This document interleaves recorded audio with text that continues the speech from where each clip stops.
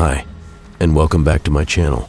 This video is all about the upcoming Master Skill 2, the Divine Impact Skill Effect build path, and this video contains how would the Divine Impact Master Skill build be paired with a solid critical auto attack build looks like, how much would the Divine Impact skill and passive skill cost per level upgrade, how to allocate skills for a Divine Impact build, and a test if do we need the Rolling Cutter skill and Cross Reaper Slasher skill.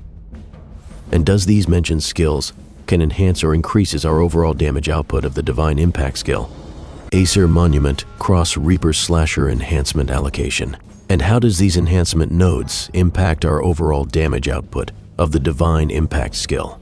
And which skill should we need to upgrade first as a broke F2P player, since for sure we don't have a huge extra budget for it? And also to further understand the use and importance of each passive skills. And I will make a separate video about the equipment comparison of what would be the best equipment set for a Divine Impact build and what stat would make it more effective in both PvE and PvP scenarios. And now, without further ado, let's begin. First off, let's take a look at this level upgrading cost chart for the Divine Impact skill and passive skills.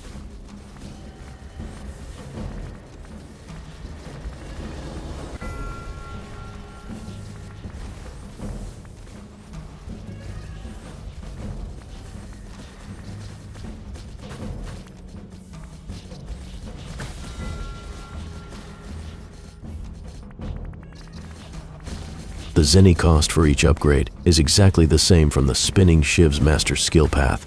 Now, we come to skill allocation and test if the Rolling Cutter skill and the Cross Reaper Slasher skill will have any contribution on improving our Divine Impact skill damage output.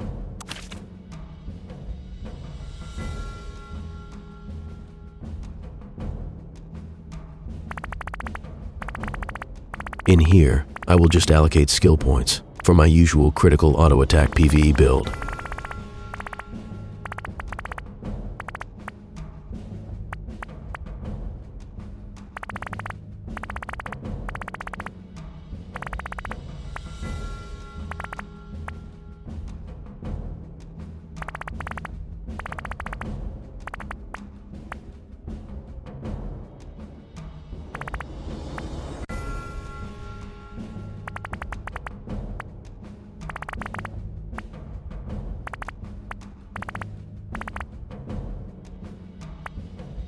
Now, Rolling Cutter will not contribute anything on increasing the Divine Impact damage output, but still it is useful since it helps on recharging the spin counter more faster, as it recharge 1 spin count per target hit.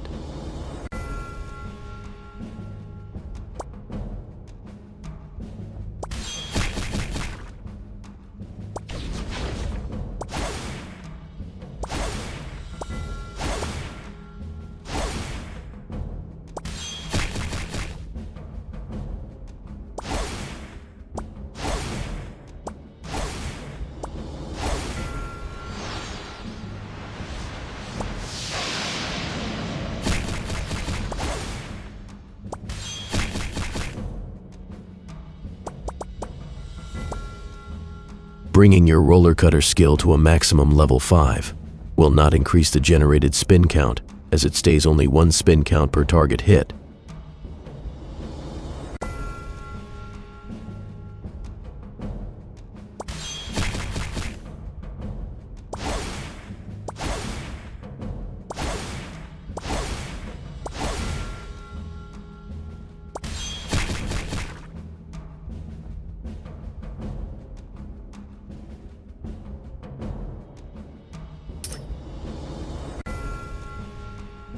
Now, the Divine Impact skill specification did not include or mention anything about the Cross Reaper Slasher skill, as it only inherits the damage modification bonus effect from equipment gear such as Windrunner Cape Garment gear, and from the Loki's Nail Katar weapon, and also from Aesir Monument CRS enhancements. So this means that the main Cross Reaper Slasher skill does not contribute anything on increasing the Divine Impact skill damage output.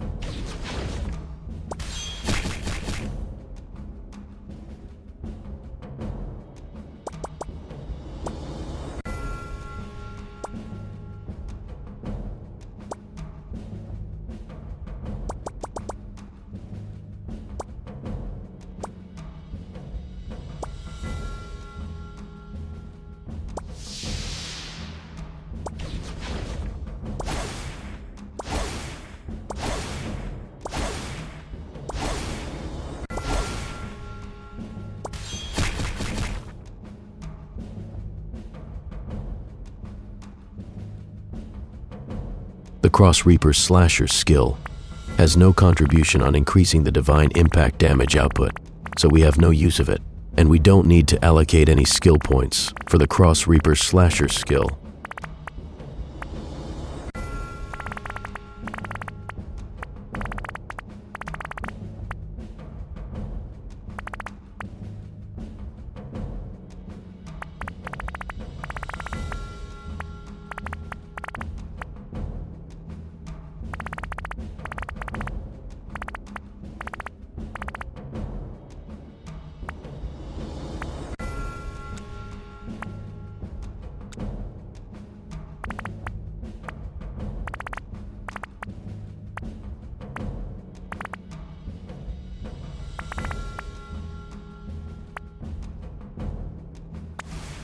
Now, we come to the Aesir Monument system and check if how does the Cross Reaper Slasher enhancement could impact the overall damage output of the Divine Impact Master skill. The Cross Reaper Slasher enhancement provides a plus 3% final damage for each rotation counter. And we have a total of 8 Cross Reaper Slasher enhancement nodes, and activating all 8 enhancement nodes will give us a total of plus 24% Cross Reaper Slasher final damage increase.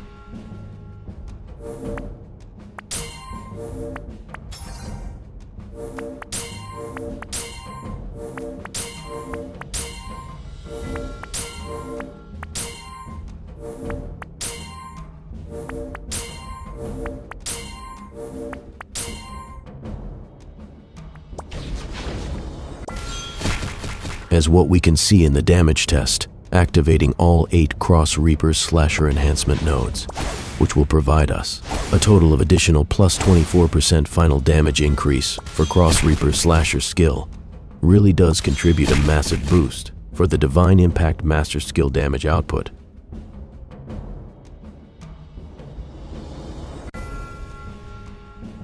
Now we come to which skill must be prioritized, and which of them would be too useful or would give the highest damage boost for our Divine Impact skill overall damage output.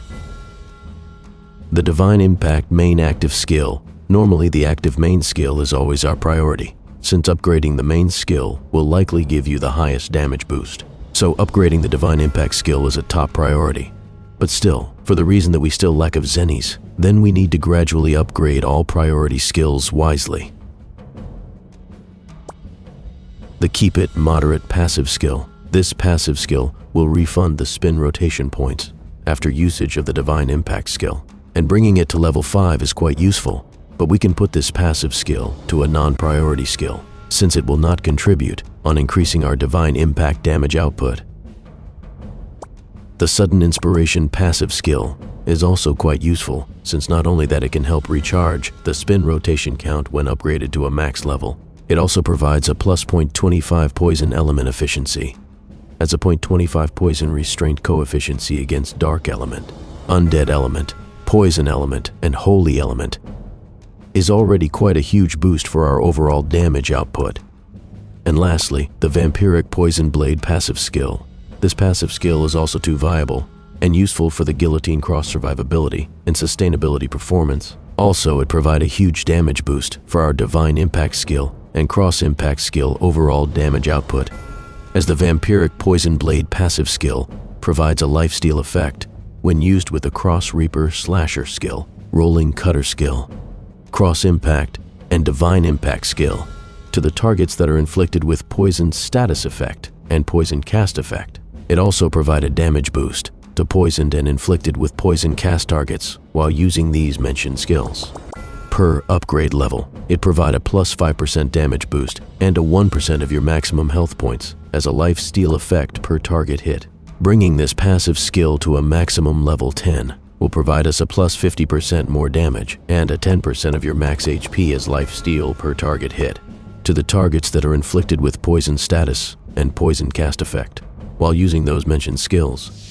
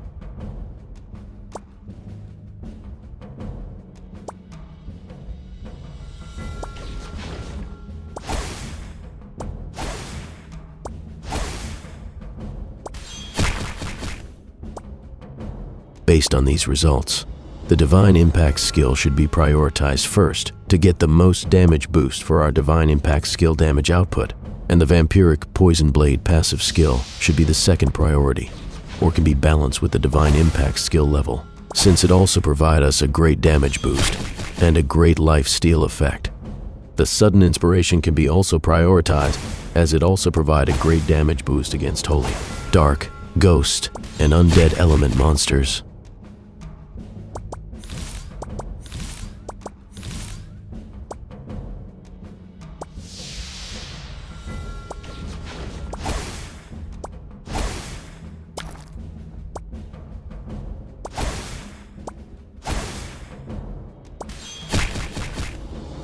And that's all of it for this video, and thank you for watching.